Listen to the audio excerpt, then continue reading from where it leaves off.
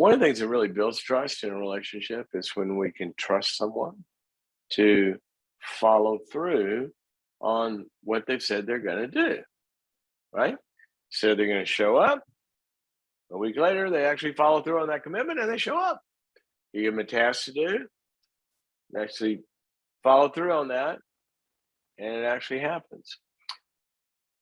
That actually loads on one of the greatest factors of the uh, results of being able to feel trust, and that is something called the ability to feel careless. So if I give you a great example of this from my own life. John Townsend and I wrote a lot of books together and done a lot of things together. And when you have to write a book with somebody, there's a deadline and there's a path that's got to be, and there's certain kinds of concepts you want to make sure, and you're each working apart from each other and all of that.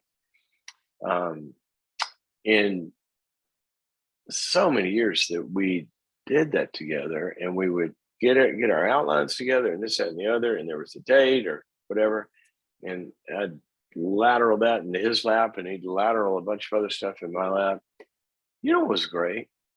I could think about my work because I didn't have to think about his.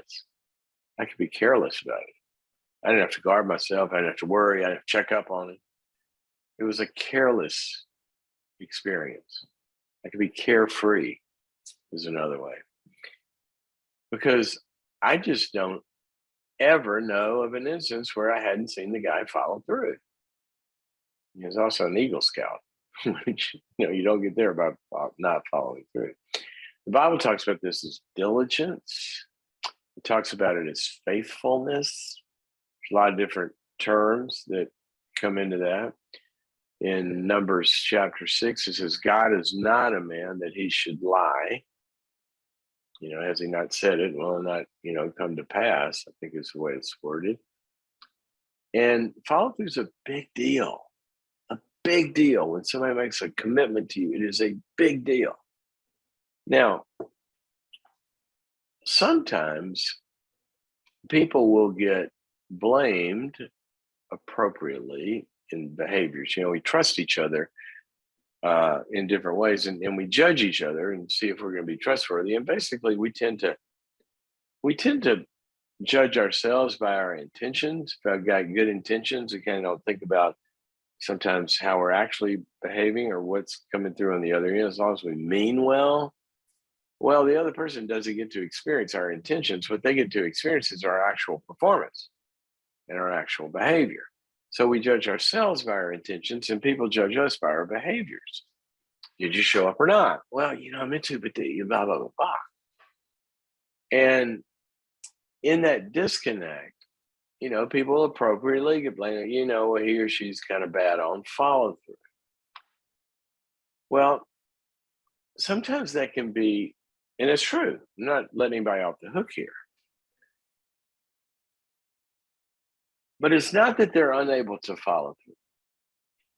That's not what's causing that. The follow through is a symptom of another problem. I'm going to give you 2 or 3. If you have trouble with follow through, or if you work with somebody who has trouble with follow through, or you have kids that have trouble with follow through, or whatever, here's a couple of other reasons that might be the real problem that you have to focus on in order for follow through to happen. All right. Number one, with all good intention, saying yes to more things than you have the capacity to execute on. What an innocent person that lousy non-followed througher is in that instance. Somebody asks them to do something. Yeah, I'd love to do that. Oh yeah, I can do that. Or oh yeah, but they don't realize in their head how many checks they've written on their time or energy, and they haven't checked their bank account lately. I remember I had a friend in college, and I noticed he wrote a check, and then he just, paid for something, but he didn't write it down. And I glanced over at his checkbook, and he didn't have one record. Some of you don't even remember checkbooks, but he didn't have one record of any check that he had written.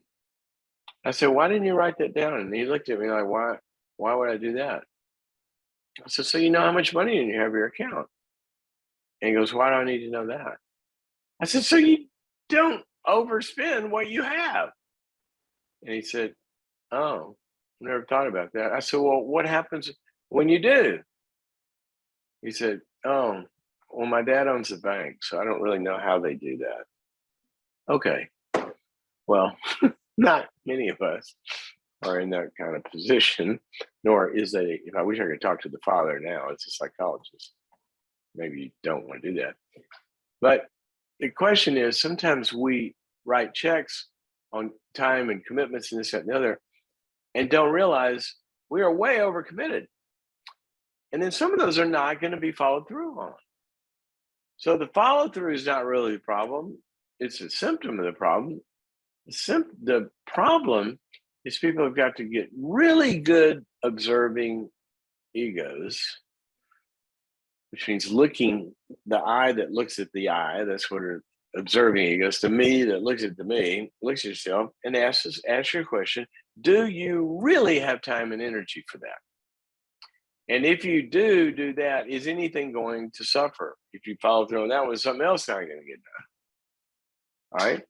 There's nothing wrong with making that commitment, but you have to make sure that whatever you say yes to, that you have the fuel to do it. And if you don't, then you're going to take something else off your plate.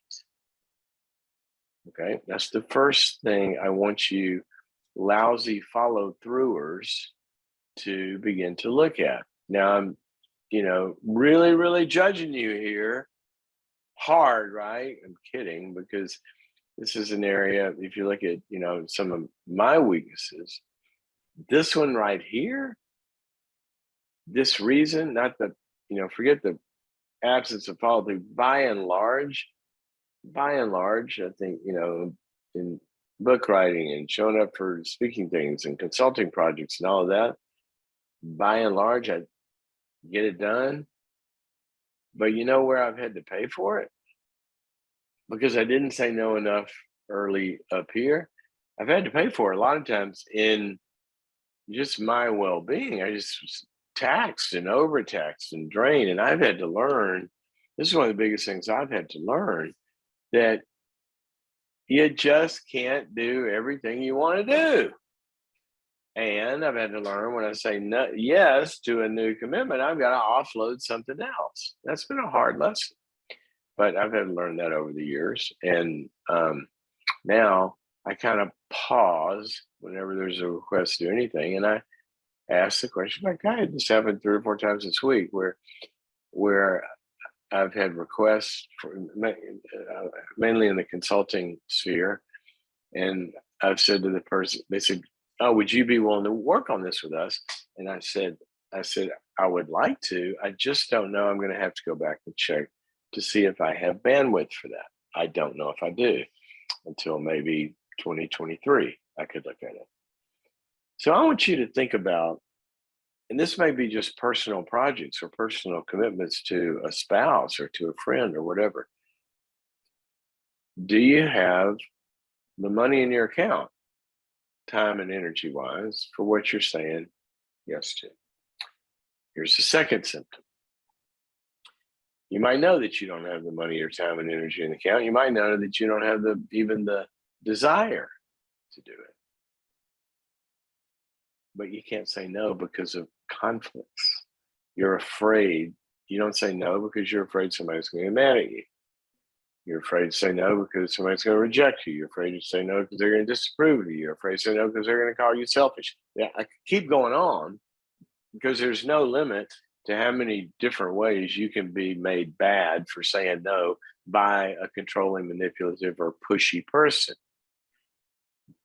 There are some people I do business dealings with, and when they show up, It's like the first thing I say is no. Now, what do you want to ask me? Because they're always pushing for something. I got to show up with a big NO on my face before you even have the conversation. Now, look at your no muscle. Is it kind of sort of entangled with fears or all this other stuff? Can you say no? All right. Now, a cousin of that one is this one. You said yes for whatever reason, but you really have some kind of conflict with the person. And you're afraid to address that conflict, but you act out the conflict by not following through with them. And maybe you feel controlled, and that gives you a sense of control unconsciously. There's a word for this that any Psych 101 layperson would know, and that's being passive aggressive. It's an aggressive act to not do something, nothing bad about that word, but you're not initiating aggressively to face into a conflict. You're doing it passively by frustrating the person to have a sense of power. This begins early in life, sometimes with kids that wet their beds, all the way to husbands not following through on tasks because it really mattered to her, or they feel controlled and they want to gain a sense of power, and she gets frustrated, and unconsciously it's very gratifying.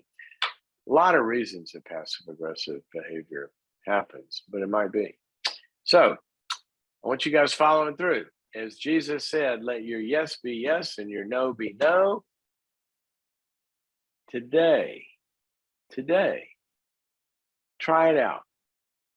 When somebody makes a request of you, you either really don't want to do it, or you feel like you kind of have to, or just say no, I can't do that. And I'll close with this. I had this experience yesterday. I got a request from a friend that had a family member that needed a psychologist in their area, a different city. And they said, do you know somebody in this particular city? And I didn't. I could have. There's 5,000 different ways that I could take the next 2 or 3 steps and go find somebody that knew somebody, sort of like you're one phone call away from the answer. I was slammed. I really didn't have time.